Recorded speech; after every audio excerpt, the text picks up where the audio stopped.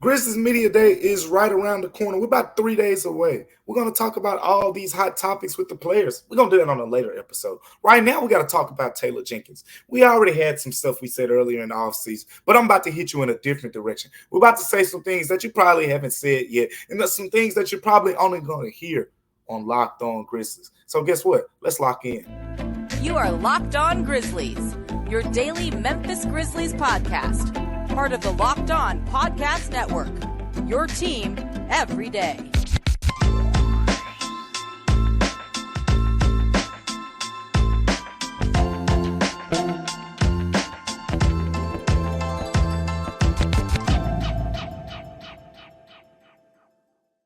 Going on, everyone, and welcome back to Locked On Grizzlies. I am your host today, Damichael Cole, beat writer for the Commercial Appeal right here in Memphis, Tennessee. Appreciating you for joining us again on this lovely Friday afternoon for Locked On Grizzlies. We got a lot to talk about on today's episode. Before we get to that, I just want to thank you guys for tuning in to Locked On Grizzlies with us each and every day. I appreciate our everydayers. If you're new here, we hope you're enjoying the show. Make sure you continue to like, comment, rate, review, subscribe, all those good things so we can see what you're saying. How can we improve the show? Please let us know, and we can implement that into the show going forward on Locked On Grizzlies. I'm going solo today without my co-host, without my partner, Joe Mullinax, getting a well-deserved day off before we hit you next week with all the heavy hitters. Next week's Locked On Grizzlies episodes will be loaded.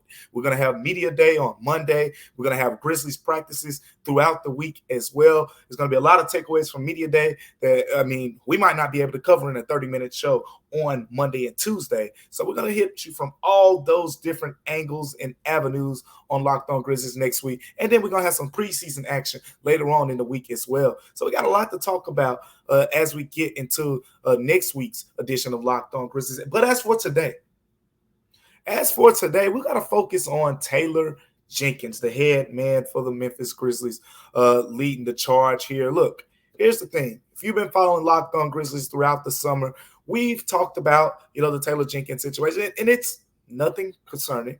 Let me make sure I say that because some of you probably haven't. If you haven't seen those episodes where we talked about, job security and things like that for Taylor Jenkins, basically me and Joe Mullinax are kind of in the same stratosphere from a thinking perspective on where the Grizzlies and Taylor Jenkins stand. This is a very important year, but this isn't an end-all, be-all year. This is a year, if things do not go according to plan this year, next year may be that year where it's either put up or shut up, where we could be talking about that seat getting a little bit hot. But you also, this year, if you prove some things and the Grizzlies make some progressive steps forward, and we're not having this conversation at all next season. So this is a very big year for Taylor Jenkins. And we're going to talk about three different things, and what Taylor Jenkins, I call them the preseason keys for Taylor Jenkins, some things that we need to see. And at the top of the episode, I said I want to hit you from a different angle. And the reason I say that is because I think there are three things that you probably heard most of this offseason, whether it was from me, whether it's from Joe, whether it's from a lot of people who like to talk about, who critique what Taylor Jenkins has done in his Grizzlies tenure. Number one is the half-court offense. You've heard that whole saying, and that's probably going to be one of the biggest questions that'll be addressed at Media Day, and we probably talk about that a little bit in a future episode. But you've heard us talk 100 times over about the half-court offense. And then the other thing is the rotations, right? Some people like it. The Grizzlies didn't have a player finishing the top 50 in minutes per game last season. So the good in that is the fact that the Grizzlies guys get a lot of rest. The bad is you're playing a lot of guys who, are back into the rotation, eight-man, 9-man, 10th-man, a lot of minutes as compared to some other teams who are riding their starters a little bit longer. And, the Grizzlies didn't have the greatest bench in the NBA last season, but they stuck to that thinking. So some people say, he should shorten the rotation just a little bit, and it would lead to better results. So there's the rotations thing. There's the half-court offense. And then there's what I think was learned later on in the season. We started to have a conversation. It was mainly around Ja Morant. It's not really a Grizzlies-related thing, but I think some people, myself being one of the people, we just started to have a conversation about was Taylor Jenkins truly, holding Ja Morant accountable enough throughout the course of all those precursors that led to the events that in March led to his first suspension, in May that led to his second suspension and whatnot. So we've already talked about the half-court offense. We've already talked about rotations. We've already talked about Taylor Jenkins holding guys accountable. That's what we talked about all season. We got to hit it from a different angle today on Locked On Grizzlies. And the first thing I want to talk to you guys about is the Luke Kennard effect. Because Luke Kennard has to play. If the Grizzlies are going to be great this season, if the Grizzlies are going to be one of the best teams, if they're going to repeat as a 2 seed, if they're going to have championship aspirations, Luke Kennard's got to be on the floor a lot. I looked at the 6th man of the year, projections. You can go check them out on FanDuel as well. But Luke Kennard is way down the totem pole when it comes to 6th man of the year projections. I think he is not getting enough credit for where he should be. And quite frankly, if he finishes where he's projected on the 6th man of the year poll, I think he's not even in the top 10, I don't think. I think that's more of a Grizzlies problem than anything. This is a guy who averaged 11 points last season, played around 24 minutes in his tenure with the Grizzlies. And not only did he do that, Luke Kennard did that while pretty much getting adjusted. Like, we didn't see Luke Kennard and Desmond Bane really on the floor together until right before the playoffs. Like, the Grizzlies just didn't do that. At first, they were staggering them pretty much. Des comes out of the game. Okay, we need a shooter in the game, so let's bring Luke Kennard in the game. But later on in the season, it clicked. Like, hold up. You put Des and Luke on the floor together. The spacing, the ability to improve the half-court offense. I mean, what about when John Morant gets back? Him driving to the basket. Who's going to help? Are you going to help off of Des? Are you going to help off of Luke? Like, it clicked for the Grizzlies. And we saw it. I always point back to this. If you want the primary example of the best indication of how this could work, go look at Game 5 and go look at the first half. Luke Kennard and Desmond Bane shared the floor a lot, and the Grizzlies were rolling. They were beating the socks off the Lakers in Game 5, and it almost felt like, oh, they found something. They'll be able to get this series back to a Game 7, and then boom, shoulder injury for Luke Kennard, doesn't play in Game 6, and lo and behold, the offense struggles. But here's the main reason. The main reason. More than I talk about the spacing and things like that. The numbers back it up more than anything. I'm going to go to a tweet I saw from one of the Grizzlies fan accounts. Shout out to my guy, my Cole twin, Creamy Cole, from his Twitter account. He posted Luke Kennard, talking about Luke Kennard's playoff impact. The top 3-man lineups for the Grizzlies. All 4 of the top 5. Let me get this right. 4 of the top 5 Grizzlies playoff 3-man lineups included Luke Kennard. Number 1 was Luke Kennard, Xavier Tillman, and Desmond Bane. Number 2 was Luke Kennard, John Morant, and Xavier Tillman.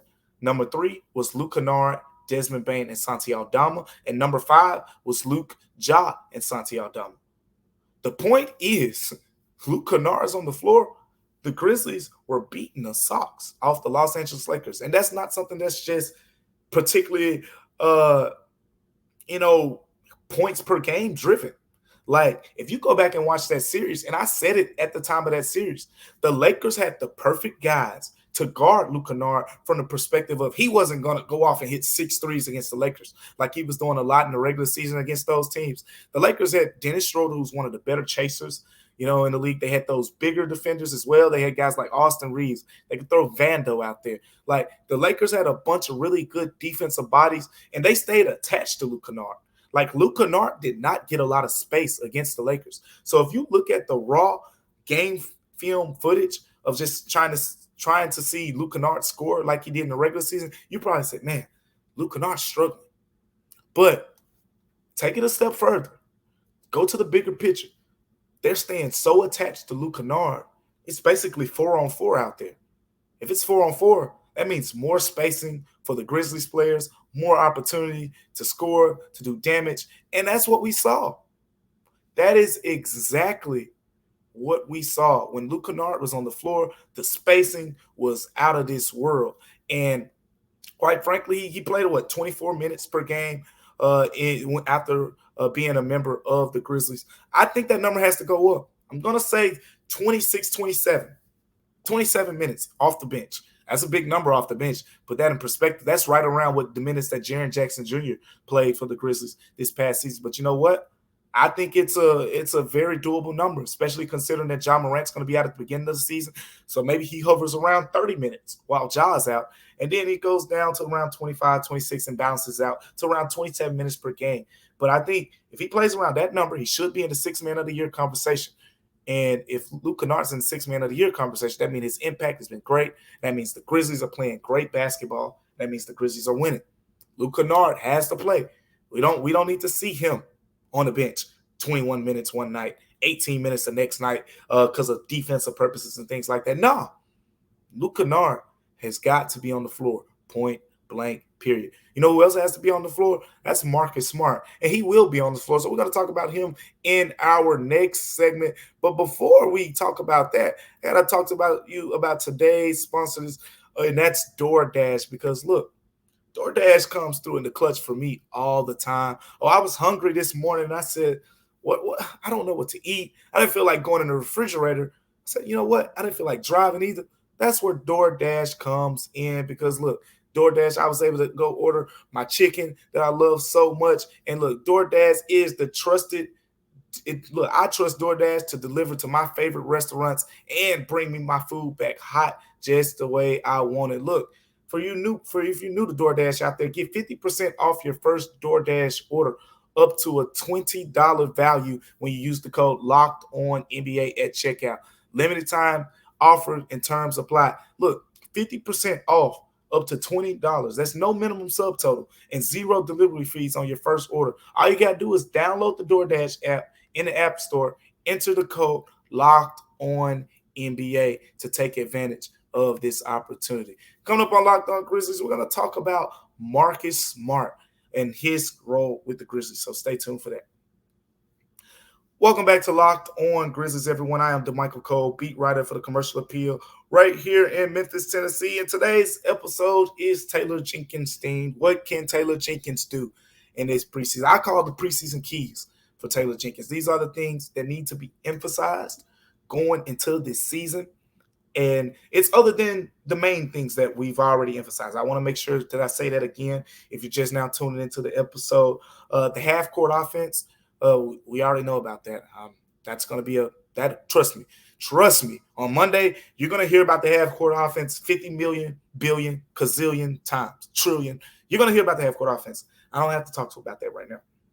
Rotations. We're going to hear about that all season long. This guy should be playing more than this guy. This guy needs more minutes. And we're going to be talking about that all season long. So I'm not trying to talk about those things right now. We're talking about some other underlying points that need to be discussed. First segment, we talked about Luke Kennard. He needs to be on the floor. He needs to be playing more. He played 24 minutes. That's a decent number for a guy off the bench. I think it should go up 26, 27. Like, he should be in the Sixth Man of the Year conversation. But another guy who should be getting a lot of minutes on the Grizzlies this season is Marcus Smart. But here's the thing. Marcus Smart is in a position where he's kind of two guys in one, right? That's kind of the way it's been, I won't say promoted, but that's the way it's been discussed, right? The Grizzlies lose Tyus Jones. They lose Dillon Brooks. You get a perimeter defender in Marcus Smart. You get a playmaker along to go with, Ja, who's your primary playmaker in Marcus Smart. So you get a guy to replace Tyus Jones and Dillon Brooks in one player. That's what he's supposed to bring to the table, right? Well, here's the thing about that. Here's the thing about what Marcus Smart could potentially bring to the table. I think when you think about Marcus Smart, when the season begins, his role is going to be completely different from when Ja Morant gets back. Let me say that again. Marcus Smart's season, when Ja Morant gets back, compared to before Ja Morant gets here, his role could be completely different. Let me put it like this. I was thinking about this yesterday, and Ja Morant, primary ball handler, when he's playing on the floor, the ball is going to be in Ja Morant's hand. There's no doubt about it. But before Ja Morant gets here, you're going to see the ball in Desmond Bane's hands. You're going to see the ball in Marcus Smart's hands, Derrick Rose, and, whoever else the Grizzlies want to put in those type of positions. But the point is, Marcus Smart, if I had to throw out a rough percentage number, I think there's a decent chance that Marcus Smart is handling the ball 75% of the time when at the beginning of the season while Ja Morant's suspended. When Ja Morant gets back, I think you can say he's probably handling the ball 30% of the time. So in other words, in simpler terms, I think Marcus Smart's role could potentially go from a primary ball handler, 25 games, leading the team in assists, setting up all these guys and things like that, to becoming more of a spot-up shooter on offense, secondary playmaker. When Ja goes out the game, spell him for 5-minute stretches and things like that. Those are completely different roles. But guess what? I think there's a way that Taylor Jenkins could make this work.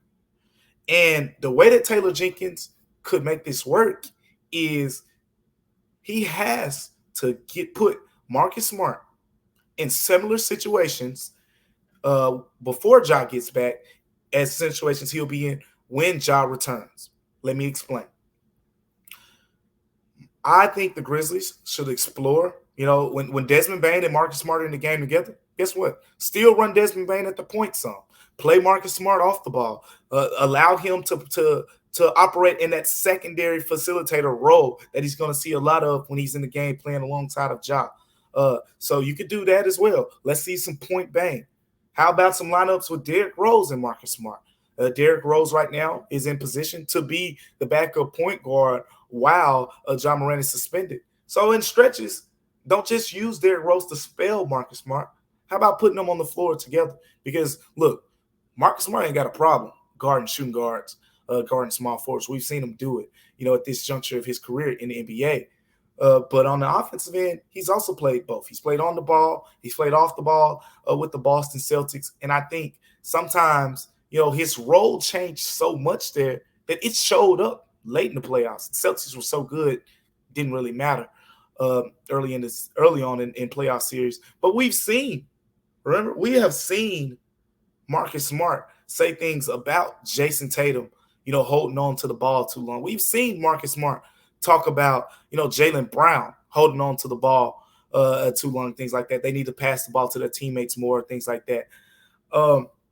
All that is to say, I think Taylor Jenkins is in a prime position to set this situation up to it can be a seamless transition from Ja pre-suspension to when Ja returns. This is going to be big because we talked about it. The Grizzlies play 25 games before Ja gets back. 19 of those games, at least 19, because you got an extra game in there potentially from the play-in tournament. At least 19 of those games will be against Western Conference teams. So possibly 20 of 25 games without Ja Morant will be against Western Conference opponents. What does that matter? That matters when you factor in tiebreakers. That matters when you factor in head-to-head. All of that's going to come into play, especially with the Dallas Mavericks. I think they play Dallas Mavericks 3 times before Ja Morant gets back. So, look, the point here is simple. I think Taylor Jenkins, this is my proposal, but we can see, Taylor Jenkins can do it however Taylor Jenkins, wants to do it. But the end goal should be very simple. Marcus Smart should play on and off the ball in a lot of stretches before Ja Morant returns, so he can be comfortable playing both roles when Ja Morant gets back. And not just comfortable playing both roles. Let me rephrase that a little bit, because Marcus Smart has played both of those roles throughout the entirety of his career. Playing both of those roles with the Grizzlies is what I'm saying. Because here's worst case scenario in my mind. This is what I think would be the worst case scenario. Marcus Smart starts the season as the Grizzlies' primary point guard. Derrick Rose spells him in stretches. He averages 8-9 assists. He's learning how to feed Jaren Jackson Jr., Desmond Bane. He's learning where Luke Kennard likes the ball and all these things. And, even if the Grizzlies are playing well, then boom, Ja Morant gets back. We all know Ja Morant is going to be a high-level pick and roll. Desmond Bane's comfortable playing off the ball with him. Jaren Jackson Jr. is comfortable playing off the ball with him. But Marcus Smart struggled. There's an adjustment period. And depending on how those first 25 games go, the Grizzlies might not have time for a 20-25 game adjustment period because they might be playing catch up. Again, you're playing 20 games to start the season against Western Conference opponents. I've said in the past, if the Grizzlies are hovering around 500, I think that'll be good. If they're below 500, they're going to need to put the gas. They're going to put their foot. They're going to need to put their foot on the gas pedal when Ja Morant gets back. The perfect case scenario is, look, Marcus Smart play both roles, gets back with Ja Morant. He's playing both roles. Everything's seamless. You just pretty much the biggest adjustment at that point is incorporating Ja Morant into the flow of things, and pretty much the rest of the rotation has played with Ja Morant. So that won't be too hard. Marcus Smart is going to be the one guy who's going to have to make the adjustments, and depending on how Taylor Jenkins uses him before Ja gets back, I think this is important. Some people probably say, "Oh, Damichael, you're making too much of nothing. These are hoopers. This is what these guys do, right? A lot of guys know how to play on the ball. A lot of guys know how to play off the ball." Yes, you could say I'm making too much of nothing, but I want to give you some examples. Look at none other than, let's talk about DeJounte Murray and Trae Young, right? DeJounte Murray went from playing primarily on the ball with the San Antonio Spurs. He goes over there to the Atlanta Hawks. He's playing with Trae Young. He's playing off the ball a lot of games. And then Trae Young misses some games, right? And then DeJounte Murray goes on the ball, and the Hawks play well. And then he goes back off the ball, and they're struggling a little bit again because they're trying to figure out how to use him. But guess what? The Grizzlies have the perfect opportunity to say, "Hey, Marcus Smart, even though you're our point guard right now, but we're gonna play you in similar positions right now as to when Ja Morant gets back to. We're gonna do some of that right now." You're basically jumping ahead, and Taylor Jenkins in general does a really good job of that. So it's not a concern on my end. It's just a key. Keep in mind on that. It's not a concern. I don't think this is something that's going to be worrisome. I think Taylor Jenkins will do this, and everything will flow seamlessly from that perspective. But if he doesn't, if I notice that, Marcus Smart's having the ball in his hands 75, 80% of the time, that's going to be a concern when Ja Morant gets back because we know one of Ja Morant's strengths is playing with the ball in his hands. And speaking of strengths, that's what we're going to talk about in our last segment. Ja Morant, we know how he plays to his strengths. Taylor Jenkins coaches to his strengths. How can the Grizzlies maximize that? We're going to talk about that coming up on Locked On Grizzlies. Welcome back to Locked On Grizzlies. I am your host, Damichael Cole, beat writer for the Commercial Appeal right here in Memphis, Tennessee. And we're having a real good conversation about the keys for Taylor Jenkins this preseason. Not just this preseason, but the keys that will carry him over into the season. And these are the underlying keys. I think we can all agree, half-court offense is at the top of the list. We want to see how the Grizzlies' rotations work out, right? You got all these bodies at forward, John Conchard, David Roddy, Jake LaRavia, Zaire Williams. What happens with Josh Christopher? You got so many bodies on the wing. Like, everybody can't play. What happens? What about Lofton Jr.? Like rotation questions are there. We'll get to that. And, we'll address the half-court offense in a later episode. As I said, Media Day is on Monday on the afternoon. Follow me on X, formerly known as Twitter. You see my handle down there at Damichael C. I'm going to be there at Media Day. I'll have live updates, all the coverage. You can also follow my coverage at commercialappeal.com of everything that's going on at Media Day as well. But before we get to that, we got to break down our last key. We talked about the first 2 points if you've been tuning into Locked On Grizzlies. First example that we talked about was the Luke Kennard effect. Luke Kennard has to play a lot this season. I think the stats prove it. We talked about the playoffs. The four of the top five three-man lineups for the Grizzlies in that series against the Lakers included Luke Kennard. That's not an accident at all. Trust me. And then the second segment, we talked about the role of Marcus Smart. It's a tricky situation for him because he's going to be the player who probably has to adjust the most when Ja Morant gets back. Desmond Bane, Jaren Jackson Jr., Steven Adams, all those guys have played hundreds and hundreds and hundreds of minutes with Ja Morant. It'll be no sweat for them. But Marcus Smart is the newbie in terms of he hasn't played on the same team with Ja Morant. He's going to make the most adjustments. I think Taylor Jenkins can kind of set him up role-wise before Ja Morant gets here to make that transition a little bit less seamless. Of course, it's going to be a little rough probably, but to make that transition a little less rough than it potentially could be, at that point of the regular season when some other teams may be hitting their stride. But the last point is one we talked about in particular with Zaire Williams with the Grizzlies and Taylor Jenkins. I've always said that I think Zaire Williams is a very talented player. Most of you know that. But I've also said that I think a lot of the problem in terms of where Zaire Williams is in his progression as a player, of course, injuries is the biggest one. Let's address that first. Injuries is the biggest reason. But I think there's some coaching things there that could be shifted a little bit. And that leads me to this last thing. I want to talk about coaching, not necessarily to the coach's strengths, but the player's strengths. We know Taylor Jenkins likes to get out and run. He's threes and layups and things like that. But guess what? The Grizzlies don't have the greatest finishers in the world, and they don't have the greatest shooters in the world. Not in the last 2 years. They got Desmond Bane and Luke Kennard as shooters. But you look beyond those two guys, Santi Aldama is very capable. Jaren Jackson Jr. is very capable. But you talk about your projected starting lineup. You're hoping that David Roddy, Jake LaRavia, Zaire Williams, one of those guys takes a jump as a three-point shooter. But certain guys have certain strengths that I want to see emphasized more this season. I know the name of the game is threes and layups, spacing and placing, spacing and all these things, and get up the floor real fast, beat the defense up the court before it gets set. I know that's the name of the game. That's today's NBA. I'm not saying go away from those things, but I'm also saying do not ignore the strengths. I've used Zaire Williams as the perfect example. So I'll start with him, then I'll move on to some other guys. But with Zaire Williams in particular, you've heard me say this guy legitimately, this is not a hyperbole. He is above average. He is in the upper tier and amongst mid-range shooters in the NBA percentage-wise. His 2-point field goal percentage in the last 2 years, only Brandon Clark on the Grizzlies has paced him. I'm talking about higher than Steven Adams. I'm talking about 2-point field goal percentage, higher than Jaren Jackson Jr. He has been very effective in that area, but the thing is, most of his shots are pretty much coming from three-point range. That's kind of been the role that he's been put in. We know the Grizzlies don't like to do a lot of the back-to-the-basket stuff. Well, guess what? You got Kenneth Lofton Jr. on this team, and he is a monster with his back-to-the-basket. He is a guy, he just won G League Rookie of the Year.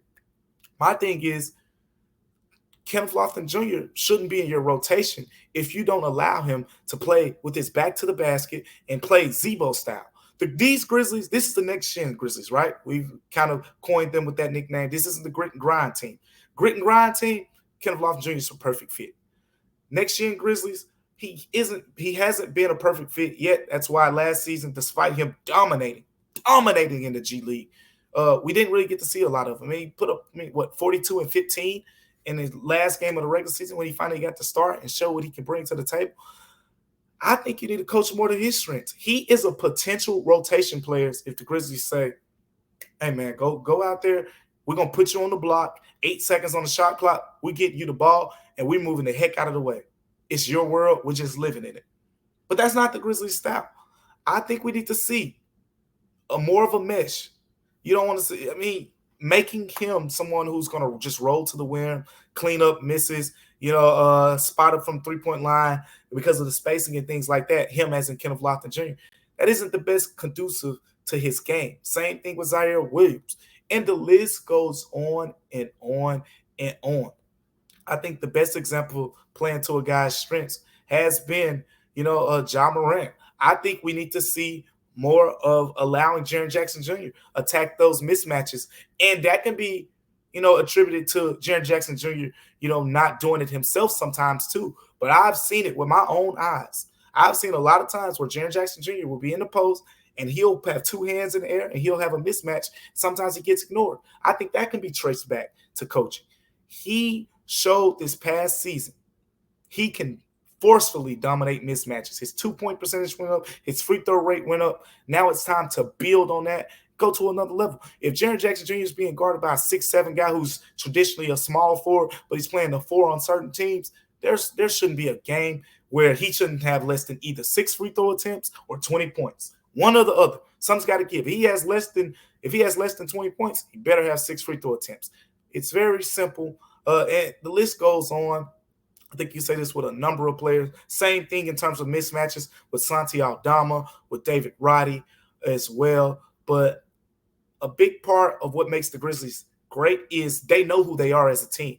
They know, look, we're gonna get out, we're gonna run the floor, we're gonna play in transition, we're going to get up the floor, and we're gonna score before your defense gets set. That's why they're always near the top of the league in transition scoring. But it's also been a reason why the half-court offense has struggled in a way because it isn't really been emphasized, to the same light. But Taylor Jenkins has said it himself in a recent interview on NBA.com.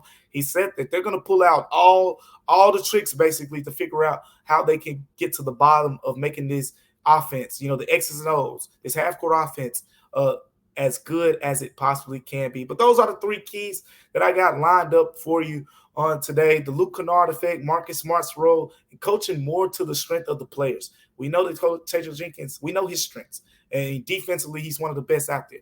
But there are certain strengths and certain players who I feel like can take this team to another level. If Taylor Jenkins says, Zaire, you know what? Shoot that mid-range jumper a little bit more.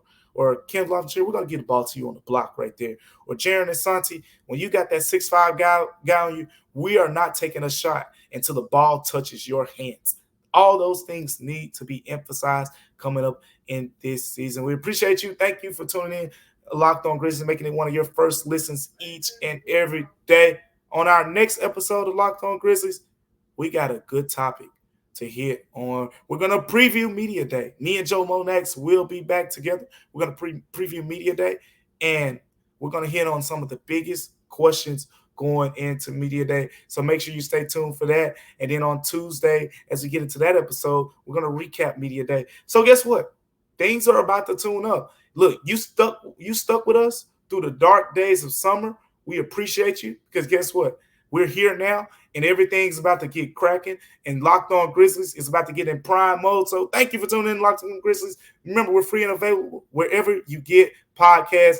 Until next time, I'm Damichael Cole. See you on Locked On Grizzlies.